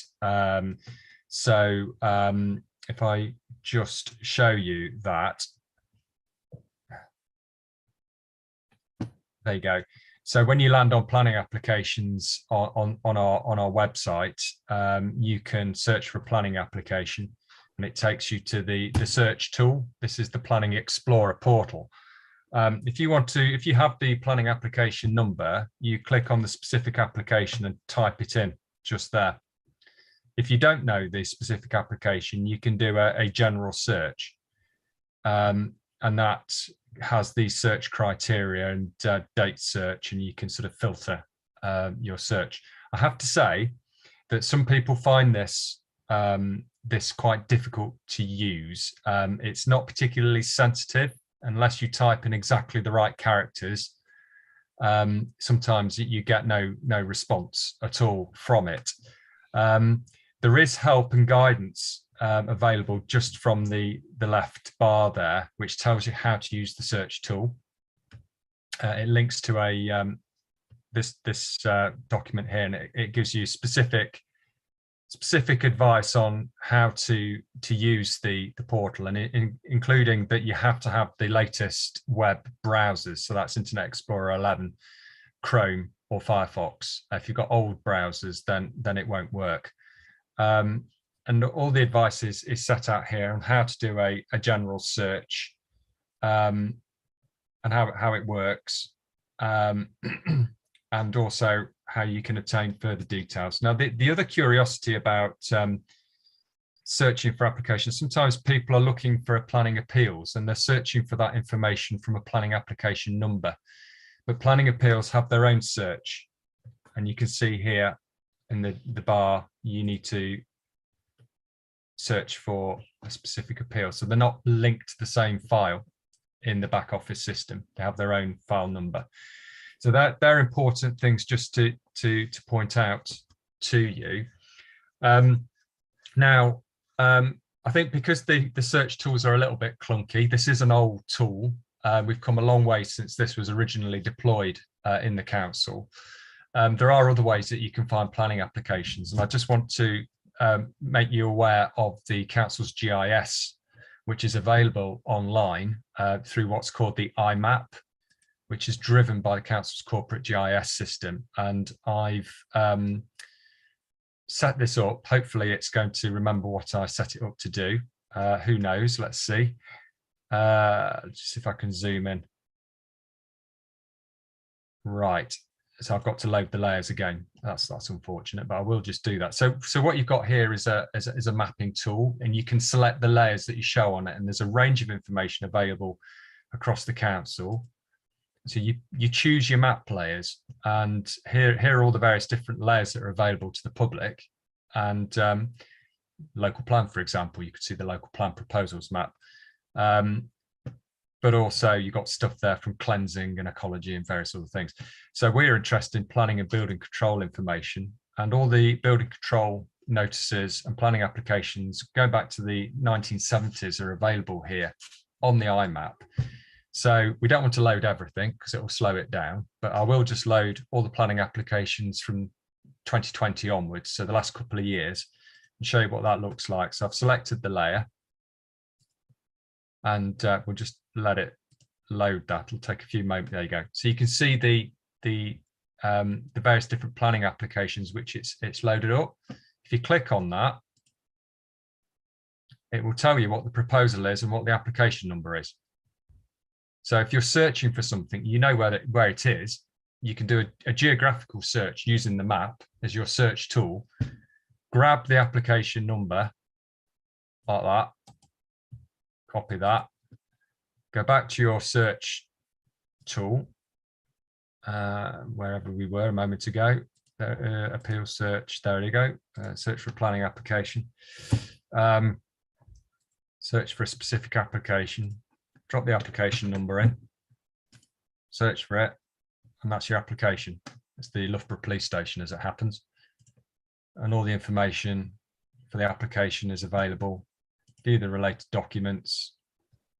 There's all the file information for people to see. Now, I will accept that it'd be jolly good if we could get a dynamic link from that, so you didn't have to insert the number again. But unfortunately, it's not possible. Musical differences between the back office and the GIS system, as I understand it. However, what I do want to bring your attention to is the back office improvement project. So led by our colleagues in ICS and Kerry, who's here tonight, there is a project to bring forward a new back office for planning, land charges, private sector housing and environmental health and licensing. I think I've got them all. Kerry, you can nod, yeah. And this new back office system will be replacing what you've seen on the screen tonight in terms of the back office for planning and the Planning Explorer tool and the mapping element. And this will be a new more customer focused online cloud-based system, which will enable people to interact in a better way with planning applications, builder control applications, but also enable colleagues in other services to record information around their service areas as well, and with a particular focus on self-service, digital first. This is a live project. There are milestones in place for going live in various elements of the project going forward. I think I'm right in saying that planning's going live first, Kerry,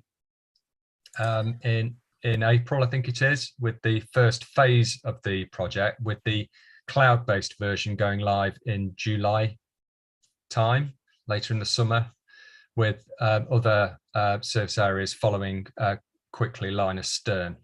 It is an exciting project. I can't tell you how it all works in detail, I'm afraid, but it is an exciting project, and particularly the online front end, the customer element of the project is very exciting. So hopefully that's a helpful demonstration. I mean, the other thing just to say, there is an awful lot of information on the planning website, particularly around planning applications, what you need to do when you're applying for planning permission, all sorts of links there for people to get advice and assistance in submitting applications, searching for applications, checking what planning applications have been submitted in the last week and things like that. And you can subscribe to notifications and things like that, and you'll be updated through your mobile phone through, I think there are RSS links or something. This is an area of technology which has sadly escaped me over the last few years, but means a lot to others, I'm sure. So hopefully that's helpful. Happy to take any questions that the panel might have. Do I need to dismount from the screen at this point, or should I keep it live in case you've any questions? It may be worth keeping it up for now. Councillor Seaton. Thank you. On my other laptop next to me, I've got the same page up, and I want to know seriously what I'm doing wrong then. I've put in that I don't know the number but I know it's Melton Road and I know it's in Thurmaston. So I give it that sort of information, Melton Road, Thurmaston. And then it comes up 1 to 10 of 80. Yeah. But it starts with 1993. And then it goes all over the Oche. And there seems to be no rhyme or reason to it. And then you get on the 8th page and you've got a 2006 one there. It's just not user friendly at all. Absolutely, you're absolutely right, Councillor Seaton. It has its weaknesses. In searching for an application, if you do a wildcard search, it will pull up anything that has the matching characters to what you've input in the search. Unless you put precisely the full address in it, it will pull up everything that sounds like it. Well, no, it's pulled up everything on Melton Road. Yes, and it won't necessarily be in date order, in numerical order. So what I think would work best for you, Councillor Seaton, is the mapping search. And I've just pulled this up. Now, this is only the applications in the last 2 years, but if you, where are we? Well, that's like the Leicester City do that one, don't they? The mapping search. Yeah. But it leads straight from their planning page. Yeah. So these planning applications are linked to our back office system. So it is information that's been drawn from our back office system. The only issue is I can't dynamically link. If I press on the number, nothing happens. Yeah. At least I don't think it does. Let me just check. What does that do? Search. No, let's see what happens if I search on that. No, that takes you to a web search. That's not a dynamic link to the back office system. So regrettably, what you have to do if you click the show more on the right hand side, what does that show you? It just pulls up more application information, same information in a different format. Okay, thank you. Tells you what the application is, discharge of conditions application in that case, and the precise address.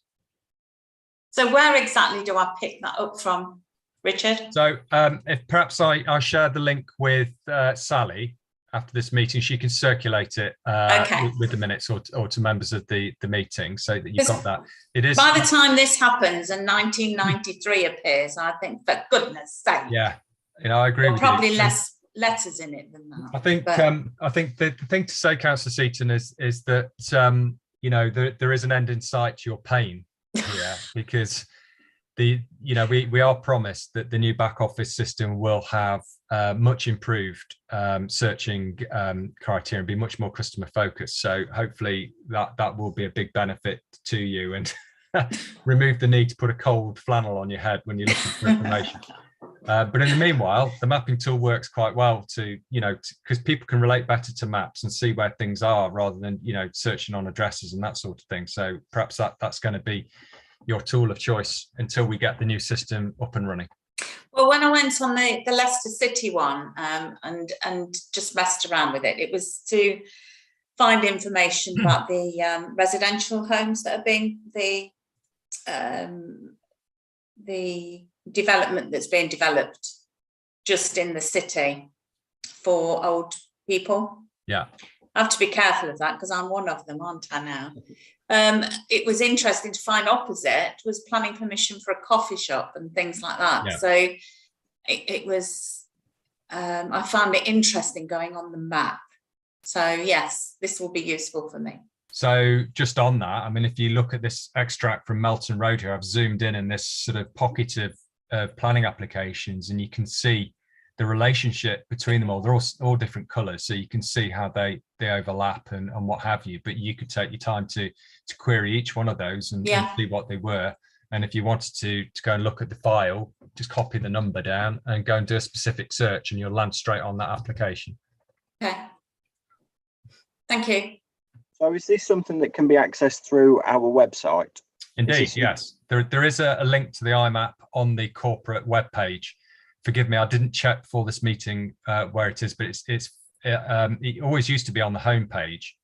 But I'm not sure where it is now, but I'll circulate the link. But this is open to the public? Yes, it is, yes. Yeah. We have done training for members on this and about a year ago. something like that. We took members through the search functions and the IMAP and how they could find the information and utilize it to their best advantage. But I appreciate it some time ago, and these things, if you don't use it regularly, they're easily forgotten. So, yeah, I mean, it is clunky, but hopefully the new version of the back office system, when it comes, will be far more intuitive and dynamic.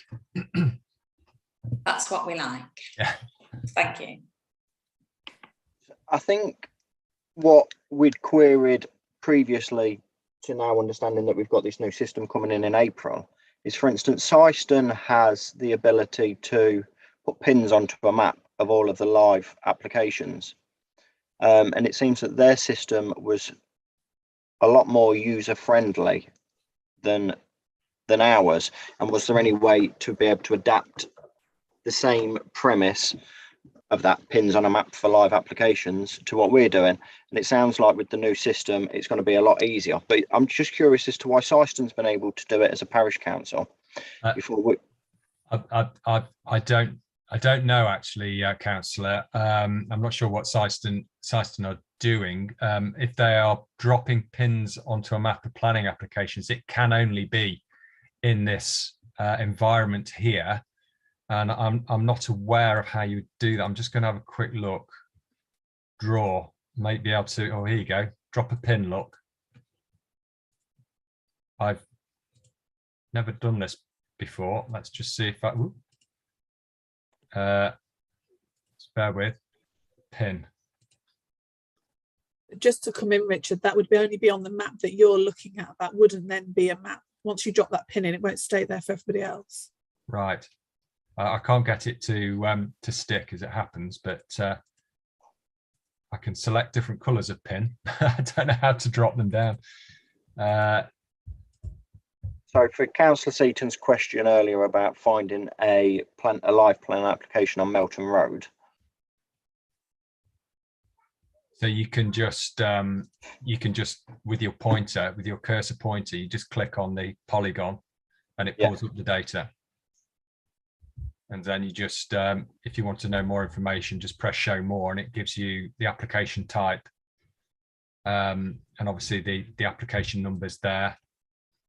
And you can, there. And you can just copy that and paste it directly into the specific search tool here. Oh gosh, no, that's the National Planning Portal. Don't want that. The pin on Syston's isn't dynamic, but it does at least give residents the ability to be able to find the application, because it's normally a live application we get contacted for that they want to object to, and then finding that application can be troublesome. And this seems very simple, but like I say, if we've got this coming in April, do we know how soon that would feed through to the website? So just to be clear about the implementation time, April is a stepping stone to the full system. So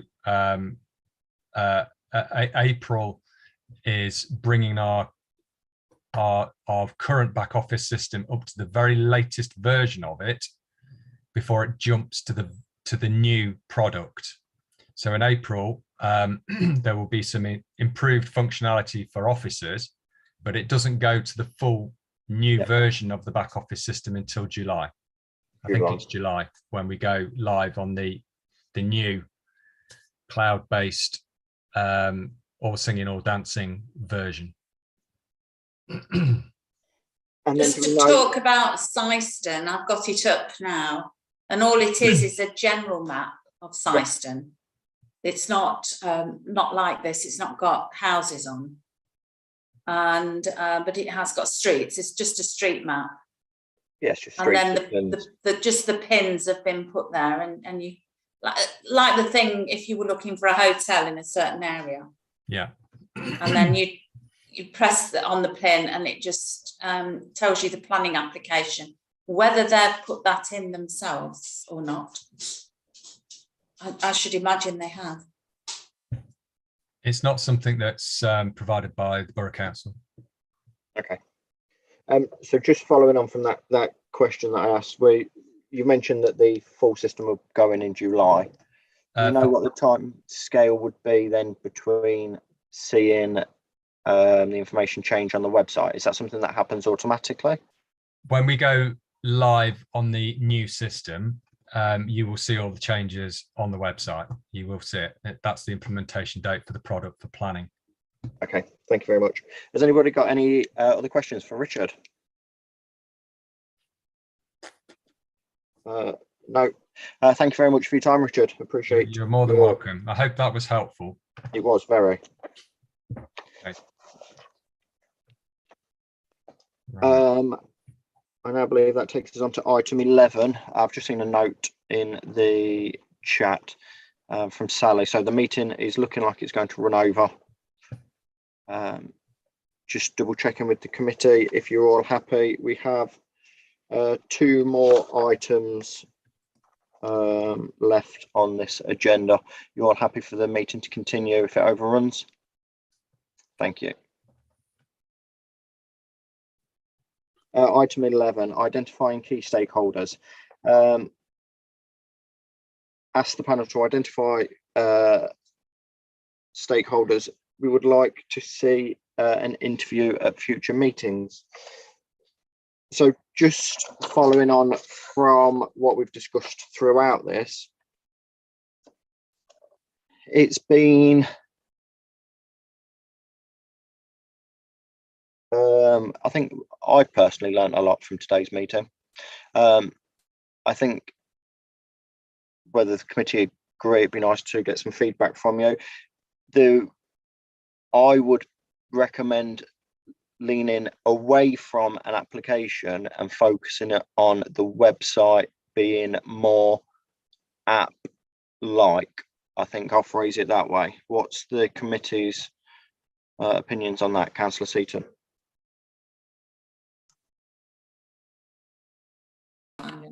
Yeah, from what I've heard, yes, I think that's going to be the best solution. Yep. But I also, Paul mentioned partnership working and with the university, etc. I wondered whether that is something that we could look into. Yes.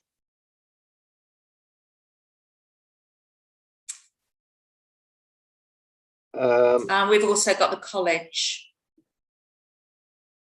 Oh, yeah. Did we lose? Yes, I think that'd be worthwhile. We have got an expert in marketing that we're in talks with to come and help us from a marketing perspective and the benefits. So Sally, are they connected to the university or are they independent? They are actually independent. I was given the recommendation of the person that I've been speaking to from the mayor who actually works for the Leicester University. So they do work with the university, but it's not Loughborough University, basically.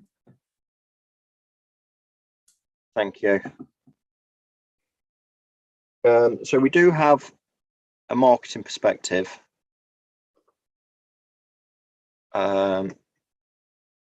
Just to give a different perspective to this, are there any other key groups or anybody else that we can think of that we'd like to invite in? Well, Carey, do you have any thoughts for anybody that you think would add a dynamic to this committee? If I can get off mute. Just in terms of sort of, I don't know whether you mean about in terms of developing a different website or in terms of, I'm not sure, sorry, I'm not sure what kind of groups you're meaning really. So I think what I was trying to take away from this committee is what everybody else was doing around us and the best practices that we could take away, and whether we wanted to pursue an app, a front end, and the viability around that and the pitfalls. I think from today, from what Councillor Charles has said, and Councillor Hamilton around there seems to be more benefit to a website that is simplistic and app a user interface that is almost app based rather than having an app itself. Yeah. And that touches on Councillor Seaton's simplistic usability to enable all users to be able to use it. And I think that seems to be the line that we're going. It'd be nice for us, like I say, to have a marketing perspective on how that would impact and the benefits, and maybe something that we had, any areas we hadn't considered, other than speaking to our website developers. I can't really think of anybody else that could offer an alternative dynamic to the committee. Yeah, I mean, there are lots of, I mean, obviously our website providers, as you mentioned, are external. They only do that, they basically maintain it and do, if there's any specific development that needs doing, any updates to the website, you know, content changes, forms going on and off, that's all us, that's all done internally. And it's our forms predominantly, it's our CRM forms that are used on the website. So the vast majority of what we do on there is in-house. So yeah, I mean, they are actually a locally based company. So obviously they would be coming in almost from a sales perspective. I think we do, the only thing we have to be careful with anything like that is, as you know, we are coming up to the end of that contract and there will need to be a tender process. So we need to be very careful around obviously how much we engage with them. But also, you know, there is the opportunity to bring other suppliers in, which, you know, as part of that tender process, we would look to do anyway. So it may be useful to go out there and almost do sort of the art of the possible. Let's see what, you know, we've had a brief look at some councils, but I can probably, depending obviously if you want me to, I can probably do a bit more research in terms of potential other suppliers, some of the big players, and whether you wanted them to come in and do any sort of presentation or get some further information. I don't think in terms of the actual development there's any other particular key stakeholders, because you've talked about in future sessions engaging with customers, because obviously that's going to be really important. Yes. But in terms of kind of, you know, I think what we're trying to say is we want to understand what the art of the possible is. I think, you know, one of the things in terms of keeping it simple is definitely something we've tried to do. And, you know, when we were thinking about the example that Councillor Hamilton talked around about Seven, so, you know, the water provider, in terms of that, we have to remember that water provider is almost the same as just the council tax service or the benefit service, and how we keep that as simple as possible. I'm actually going down to a conference tomorrow in London, which is talking all about digitisation. So I might see if I can find any contacts there that might be useful. But I think there's, you know, in terms of what we want, it's really the research that Councillor Seaton has been doing by going and looking and seeing what's there, because we can then gather what we want and then we go to suppliers and say, this is what we want, what can you offer us, really? Absolutely. Councillor Seaton. Therefore, the information that I think if Carey's, am I on mute? No. I think Carey's offered the potentially offered to go out there and see what is available. Yep. And know what she's talking about, which is better than my go-to bit when I start a conversation with someone. As I say, I'm quite proud of myself that I've got bandwidth in twice. There's 3 times now. So I think if Carey is okay with that, I think we should snap a hand off. Yeah, I agree. Yeah, thank you. Councillor Charles. Yeah, really, I'm just concurring, I think, with Brenda and Carey. I think the more we can see that's out there and what might be interesting for us, then the better. Don't think we should write anything off at the moment, but I think we sort of are having a general route of traffic now. We seem to be going towards a point, don't we, where I think we're all sort of comfortable. So I think Carey's offer is a good one, and I propose we take her up on it. Yep, I think Councillor Seaton's accepted that, seconded that as well, if or proposed and seconded the alternative way, which yeah. So I don't think we need to identify any of the key stakeholders. Just following the following on from having the marketing expert attend, some of the points that Paul raised that I think we need to be keen of, where I think it could be a big benefit, is, and I think this is kind of led as a marketing perspective, is how can we improve customer service through being able to provide updates to requests to save officer time, and is there a way of doing that via forms, or would that require a front end? I don't know if you're able to shed any light on that at this moment in time, Kerry.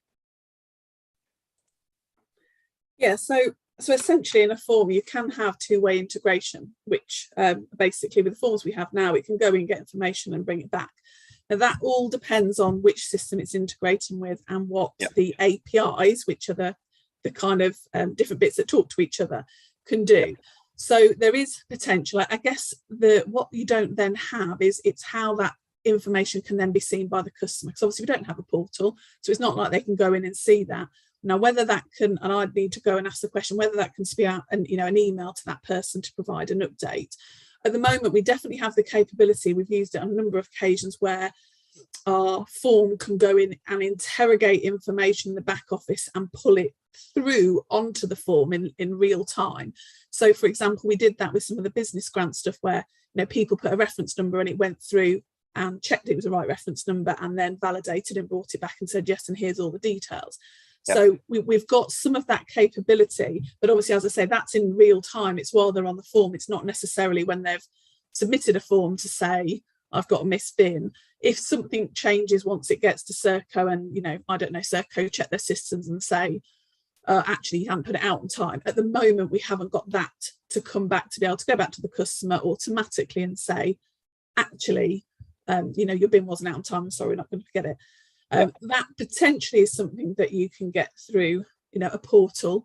And I think that's probably, one of the benefits of having a portal for those customers that do need that later update than at the time. But we're going to be limited on how much we can do with that with what we have today. Yes. Okay.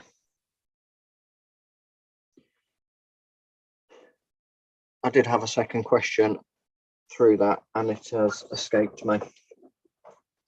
Okay, well, whilst you're thinking of the second question, I just want to share with you that every day is a school day, because I've had to Google art of the possible, APIs and CRMs. So I'm okay now, but thank God for Google. And you mentioning CRMs has just triggered what that second question was. Thank you. So when we were talking to Paul, I did mention that I didn't understand how we can integrate forms and have the autonomy interaction between the website and a CRM without having in-house development, web development. Whereas you have just mentioned that we do have the ability to produce forms in-house. So there is a certain amount of web development that is being taken place in-house. And what is your view on in-house web development and versus how we stand at the moment?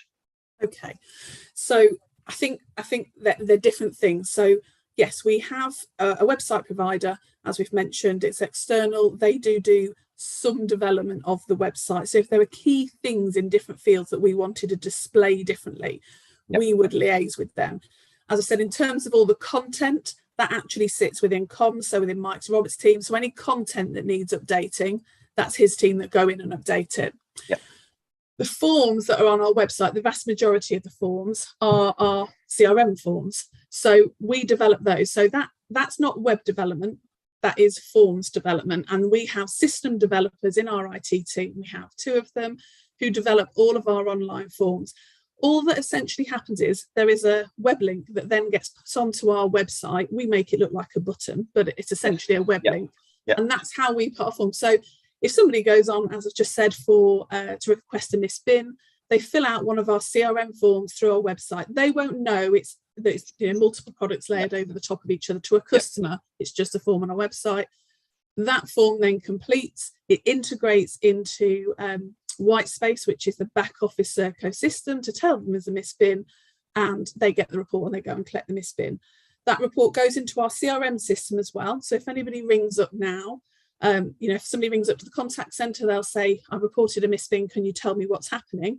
They can go into our CRM system and they can see, yes, I can see you've reported that bin on that day. And if there's been any updates in Serco, I believe in the Whitespace system, they can see that, or they can ring through and check. Yep. So there already is that sort of level of integration with different systems. The website is just the platform and we put our forms on top of it. So that is all in place now.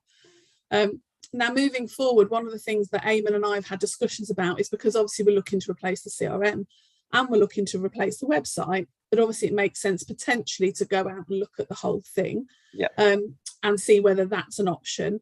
We are also looking at what we can do with the current Office 365 products and the Power Apps, and whether actually we can develop something through there for the CRM ourselves, because one of the aims is to obviously maximise the use of technology we have, not keep going out and buying more, which obviously has more costs, etc.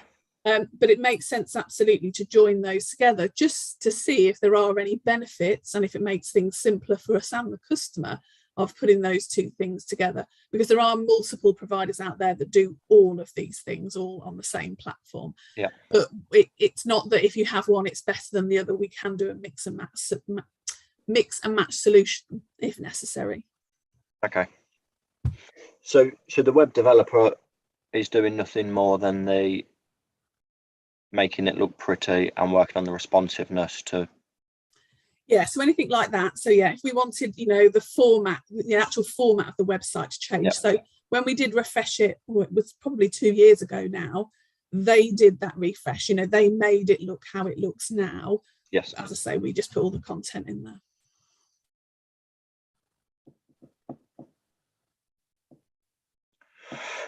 Okay.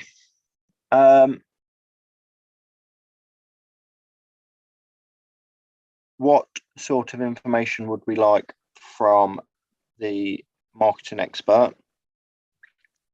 I think it'd be nice to know if there's been any reports done around customer service, customer experience from a front end system versus not having a front end. I'd like to know if there's possibility of getting any revenue. Yes. Yeah. From improving the functionality of the website. I don't know, the user interface. Sorry, do you mean things like being able to do advertising to generate income, or do you mean to make savings? No, to generate. So advertising, initially things like the brown bin, but there's other things that the council offers, which are add-ons, like the the call system, whatever it's called. I can't think of it now. Lifeline, that's it. And just things like that could be pop-ups and generate some sort of income from it. But I don't know whether your person that's developing these apps or developing your portal or whatever can do that. So the question that we ask the marketing person is, how do we improve customer experience by advertising additional services? So that would be a marketing question, wouldn't it? More about getting people more aware of the website, where it pops up. For example, you go onto Facebook and obviously because of the use of cookies, all sorts of things pop up there. Is marketing more, the question that you're asking about advertising, I would suggest that's something we could ask to the web developer, the external organisation to say, if we want to do pop-ups where if somebody goes on a form for, you know, normal waste, actually it pops up and says, are you signed up to garden waste, and did you know, that's something we can ask our developers as, you know, what opportunities are there to, you know, can the system physically do that? And we can do that. Is marketing more about how do we encourage customers to use our website? How can we get that hook that makes them want to go on there, or to use our social media channels? Is that more about actually, you know, marketing ourselves as an organisation and really putting ourselves where the customers are, whether that, you know, obviously we're focusing on digital, so is there different things we can do around search engine optimization, that type of thing? So if customers are asking a question on Google that relates to something we offer, it pops up. Is there anything around, you know, things like you know, when you ask Alexa, you know, a question, is there anything around there where actually, you know, we could work with Amazon in terms of, you know, tell me Alexa, when's my bin's next emptied? Is, you know, is the marketing, if we've got a marketing expert, is it more around our exposure and getting customers to understand and putting, as I say, putting us where they already are to make it even easier for them to go, oh, I didn't know I could do that through there, and actually I can do this now through Facebook or WhatsApp or wherever they are. That's what I, you know, sorry if I don't mean to take over. I just wonder if that's the sort of, what you've said is absolute gold. So yeah, that's the thought that actually we'd want to really pick a marketer's brains on, because we don't do that type of thing really as a council. We're not very good at getting out there necessarily and selling ourselves and, you know, putting ourselves in the way. So that's just some ideas. How do we put ourselves at the forethought of the customer rather than them thinking of third party? Or picking up the phone. You know, how do we, we're so in where they are that's easy to click on and say, oh, I'll have a chat with them through the web chat or that type of thing. You know, how do we do that? That's, I think that's a key point, isn't it? We're trying to drive self-service amongst so drive usage and self-service, so they're not phoning, and they can sort themselves out, and that kind of reduces officer time and so on, and that's really the end game, isn't it? Okay. Does that satisfy what you need, Sally, to be able to go back and offer some thoughts about what we'd like to know? Yes, that's great. Thank you. I don't think there's anything else now for item 11. So item 12 is the work programme and key task planning.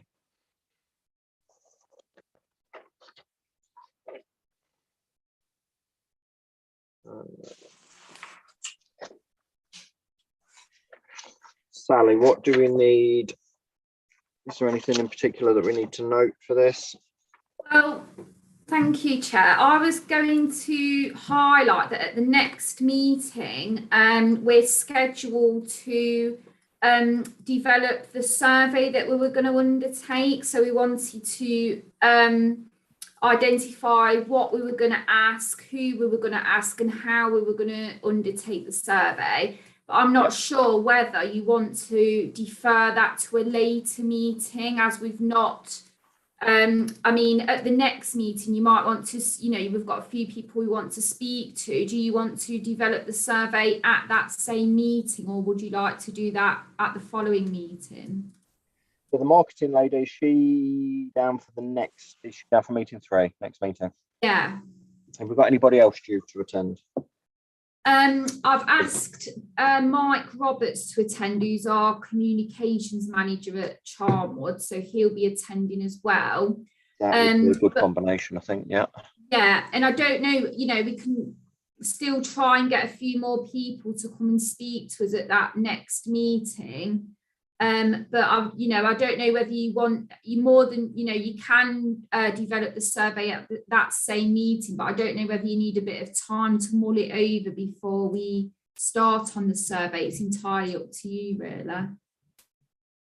I think it might be worth making a start, but not committing to completing it, because I think there's questions that we can ask from every meeting, and I think if we waited until meeting 4, a lot of what would be in our head.